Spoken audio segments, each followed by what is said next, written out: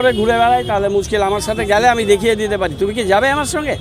চলো না, তোমাকে যে যাগুলো বললো, you just go and C.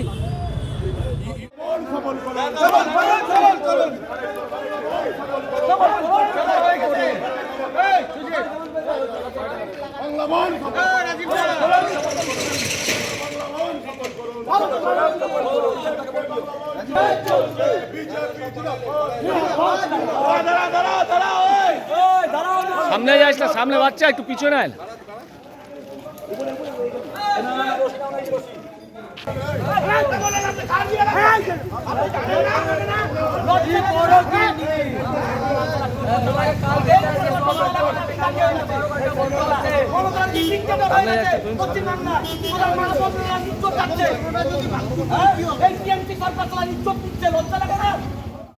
কলকাতার আরজিকর হাসপাতালে মহিলা ডাক্তারকে ধর্ষণ ও খুনের ঘটনাকে কেন্দ্র করে উত্তাল পুরো রাজ্য।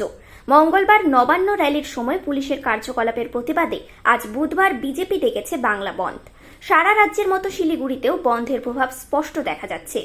বন্ধের সমর্থনে শিলিগুড়ির বিধায়ক শঙ্কর ঘোষ রাস্তায় নেমেছেন। তিনি যখন হিলকাট রোডে র্যালি করছিলেন তখন একটি স্কুল বাস যাচ্ছিল।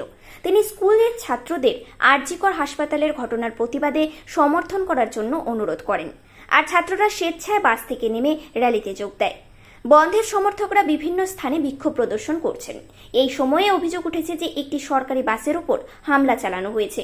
অভিযোগ অনুযায়ী বিজেপির বন্ধ সমর্থকরা বাসের দিকে পাথর ছোড়ে, যার ফলে বাসের কাচ ভেঙে যায়।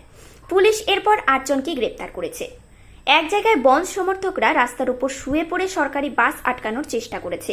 রাজ্য সরকারের মিনি সচিবালয় উত্তরকন্যার সামনেও পুলিশ মোতায়েন রয়েছে, যেখানে পুলিশের নেতৃত্বে রয়েছেন ডিসিপি। শিলিগুড়িতে বন্ধের প্রভাব স্পষ্ট। সরকারি গাড়িগুলো চলাচল করছে, কিন্তু বেসরকারি গাড়ি প্রায় নেই বললেই চলে। বেশিরভাগ দোকানপাট, বেসরকারি অফিস এবং স্কুল বন্ধ রয়েছে। Bureau report, news time Times.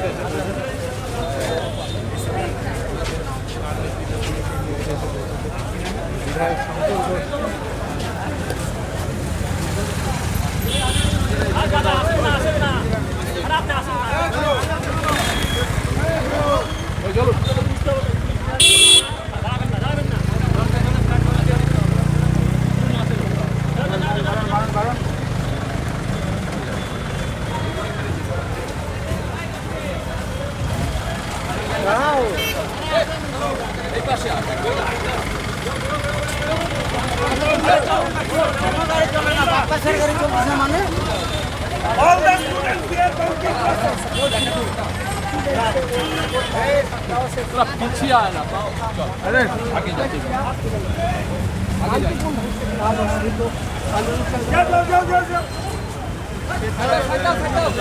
নেমে যাচ্ছে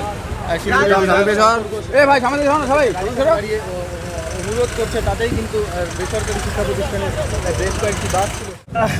আমি প্রথমে ছাত্রছাত্রীদেরকে ধন্যবাদ জানাবো।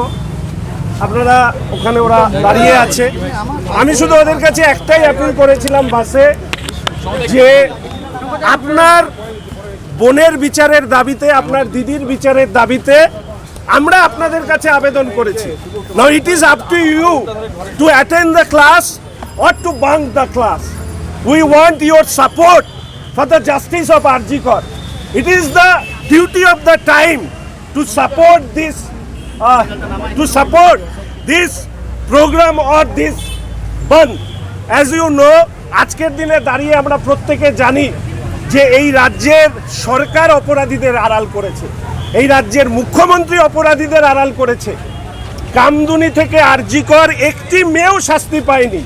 যারা সমর্থন করবেন তাদেরকে আমরা ধন্যবাদ জানাবো এবং এইটুকু কথা দিচ্ছি, আজকে যারা সমর্থন করছেন না তাদের পরিবারের লোকের সাথেও যদি এই ঘটনা ঘটে, we will stand for them. কারণ আমরা সত্যের পক্ষে, আর সত্য হচ্ছে এই রাজ্যের যে পুলিশ মন্ত্রী আরজিকরের কর্তব্যরত ডাক্তারকে নিরাপত্তা দিতে পারেনি, সেই পুলিশ আজকে এই বন্ধ ভাঙা হোক, গতকালের নবান্ন অভিযানে যেভাবে আক্রমণ চালিয়ে নিয়ে আসা হয়েছে, এর থেকে একটাই প্রমাণিত হয় যে আরজিকরের অপরাধীদের শাস্তি নয়, এরা অপরাধীদের আড়াল করতে চায়। আর আমি অনুরোধ করব রাজ্যবাসীর কাছে, বেশ কিছু মানুষ আছেন যারা এই প্রতিবাদকে দ্বিখণ্ডিত করতে চান। আমাদের সবার প্রতিবাদ একটাই, আরজিকরের অপরাধীদের শাস্তি। আমরা এই দাবি তুলেছি, এই প্রতিবাদ যেন দ্বিখণ্ডিত না হয়। আমরা ভারতীয় জনতা পার্টি মনে করি যে মুখ্যমন্ত্রী পুলিশ মন্ত্রী হিসাবে ব্যর্থ। কামদুনি থেকে আরজিকর একজনও অপরাধী শাস্তি পায়নি এবং তার জন্য আমি বারবার যে কথা বলেছি যে আরজিকরের অপরাধীদের শাস্তি, তার সাথে সম্পৃক্ত হয়ে আছে মুখ্যমন্ত্রীর পদত্যাগ।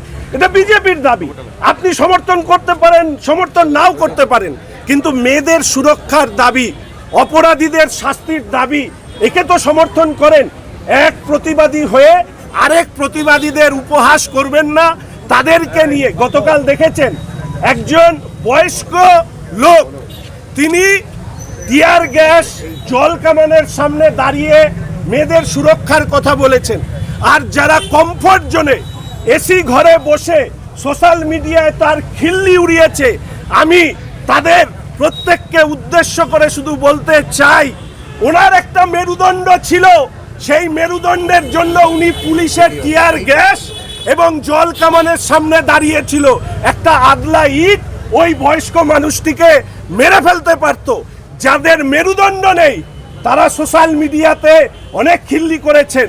ভবিষ্যতে এই বয়স্ক ভদ্রলোক নিশ্চিতভাবে আমার পশ্চিমবঙ্গের অসংখ্য মানুষের মেরুদণ্ড জন্ম দেবে, যে মেরুদণ্ডে শাসকের ভয়, সেই শাসক পুলিশ দিয়ে অত্যাচার করিয়েছিল। যে ছাত্রছাত্রীরা কলেজ থেকে বেরোতে পারেনি, যারা ক্যাম্পাস থেকে বেরোতে পারেনি, আমার মনে হয় ওই বয়স্ক ভদ্রলোক, তাকে চিনিও না জানিও না, টিভির পর্দায় দেখেছি। আমার মনে হয় আমাদের প্রত্যেকের উচিত রাজ্যের যে মেরুদণ্ড খুঁজছে, সেই মেরুদণ্ডের জন্ম দিয়েছে ওই বয়স্ক ভদ্রলোক। আমি আমার পক্ষ থেকে, আমার দলের পক্ষ থেকে ওই বয়স্ক ভদ্রলোককে আমি ষষ্ঠাঙ্গে প্রণাম করব আপনাদের সামনে। Sir, what kind of response are you getting in this strike, sir? এটা করতে দেন